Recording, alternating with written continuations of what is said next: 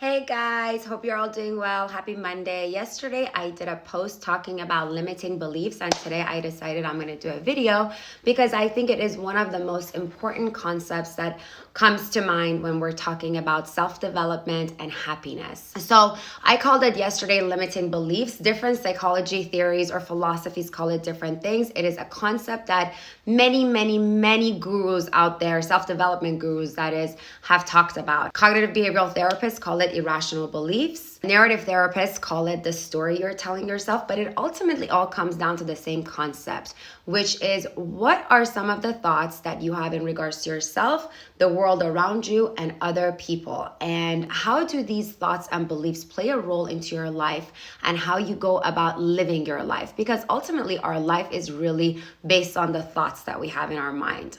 So first and foremost, the concept here is, what is a belief? What does that really mean when we're talking about psychology? A belief is something that you believe to be a fact. So it's so real to you that you think it really is the truth.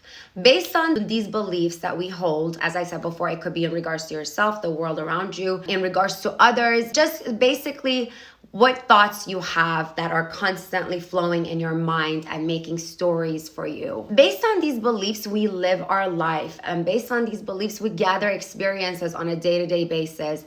And often we are looking for confirmation of these beliefs. So now I want to give you guys an example, because I think examples are always extremely helpful when it comes to understanding these concepts. So let's use an example of socializing. Let's say my belief about myself is that I am not easy to socialize with, or I am not popular, or I'm not well liked in parties and gatherings, and just generally when it comes to socializing. I will walk into a party and I will look for cues that will confirm my belief of myself. That's how this whole concept works, because you're thinking it and you are looking for confirmations of these thoughts that are in your mind. So I will notice every single time someone is not coming up to me to say hi. I will notice every single time somebody who is more friendly with the person next to me, and I will notice how everybody else having a better time and they are easier to socialize with each other than I am. So this is confirmation of this thought and this belief that I have been telling myself. So let's take the example of the mom who believes she will never be able to get back in shape after having kids. On one side of the column, if you were to write down this idea, right, like the mom is never going to get her body back. On the other side, you write down, I will absolutely be able to get my body back. All I have to do are A, B, and C. And I am looking forward to having the body of my dreams. It is 100% doable.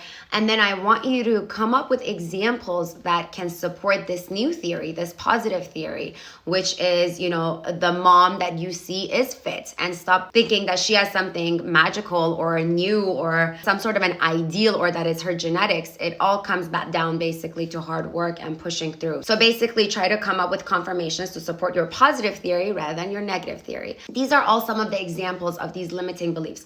So then the question is, okay, so what do we do with these limiting beliefs?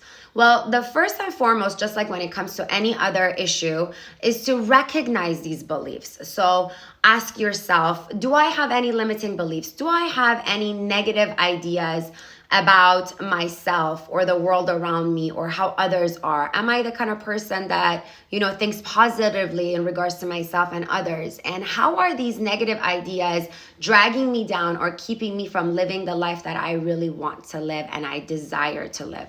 Once you recognize those limiting beliefs, write them down, like I always suggest. Journal them and come up with thoughts that can be the complete opposite. Sending you lots of love. I hope this helps. Please subscribe to my YouTube channel or comment below with your thoughts and ideas about this theory I shared, and give me some more ideas of what you would like me to talk about.